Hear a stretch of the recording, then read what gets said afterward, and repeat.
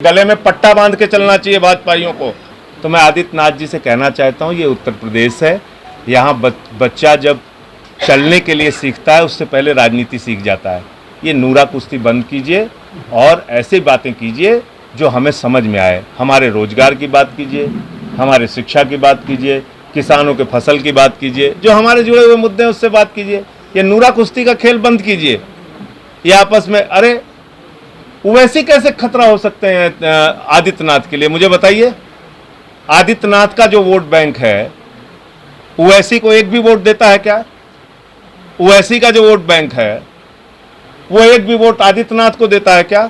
तो एक दूसरे के लिए चैलेंज कैसे हो गए? कोई ठाकुरों की पार्टी बन जाए इस प्रदेश में, वो कहे हम आदित्यनाथ के लिए चैलेंज है, तब तो माना जा सकता है भाई ठाकुरों के कुछ वोट काटेगी, वो चैलेंज है उनके लिए। ओवैसी साहब कहाँ से चैलेंज है? ओवैसी साहब का वो एक अलग वोट बैंक है, बीजेपी का एक अलग वोट बैंक है। ये वोट बैंक की राजनीति है, ध्रुवीकरण की राजनीति है। आपको लगता सीधा है? सीधा नूरा कुश्ती शब्द मैं दे रहा हूं ना उसको। नूरा कुश्ती का मतलब पहलवान पहले तय कर लेता है, उसके बाद मैदान में उतरता है। तो ये नूरा कुश्ती। अब उसमें और क्यों और तरीके से कहलवा रहे हैं? ओवैसी और आदित्यनाथ जी, इनके दो बयान आपके सामने बोलूंगा, आप बाकी सब कुछ समझ सकते हैं। 50 एमएलए अखिलेश यादव जी के हैं, 30-40 एमएलसी होंगे, 5 सांसद हैं। वो रोज कहते हैं मैं आदित्यनाथ जी को हराऊंगा, बीजेपी को हराऊंगा। कांग्रेस वाले भी कहते हैं, हमारे एक राजभर जी हैं, उनके 4 एमएलए हैं, वो बेचारे दिन रात कहते हैं हराऊंगा हराऊंगा हराऊंगा। मैं भी 85 जिला पंचायत सदस्य जिता के आया हूं, मैं भी चिल्ला चिल्ला के कहता हूं, रोज घोटाले खोलता हूं, रोज कहता हूं बीजेपी को हराऊंगा, आदित्यनाथ को हराऊंगा। मेरा चैलेंज आज तक आदित्यनाथ जी ने स्वीकार नहीं किया। हैदराबाद से ओवैसी साहब ने कहा मैं आदित्यनाथ को हराऊंगा, तो आदित्यनाथ जी आते हैं और अपना चेहरा मुस्कुराते हुए लेके आते हैं, कहते हैं नहीं नहीं ओवैसी साहब बहुत बड़े नेता हैं, मैं उनका सम्मान करता हूं और उनकी चुनौती स्वीकार करता हूं। स्वयं सबको अपने अंदर से करना पड़ेगा, उसकी कोई गारंटी, कोई दवा मेरे पास नहीं है। अगर लोगों को लगता है फ्री बिजली के ऊपर जातिवाद अच्छा है, लोगों को लगता है बच्चों की स्कूल की शिक्षा के ऊपर जातिवाद अच्छा है, लोगों को लगता है स्वास्थ्य निःशुल्क मिलने से अच्छा जातिवाद है, तो करें लोग। आज क्या हालत हो गई उत्तर प्रदेश की? माँ बहन की गाली दे रहे हैं नौजवानों को जो रोजगार मांगने जाते हैं, माँ बहन की गाली। तो इसलिए जातिवाद खत्म करने की जिम्मेदारी लोगों की है। किसी नेता की हिम्मत नहीं है, अगर जनता कहे हमें भाई जाति के नाम पे वोट नहीं देना है, कोई नेता हिम्मत नहीं है जाति के नाम पे वोट ले लेगा। हमने किया ना दिल्ली में शाहीन बाग शाहीन बाग शाहीन बाग शाहीन बाग चिल्ला रहे थे गृह मंत्री जी। मैंने कहा वो बस के कंडक्टर हैं कि गृह मंत्री हैं?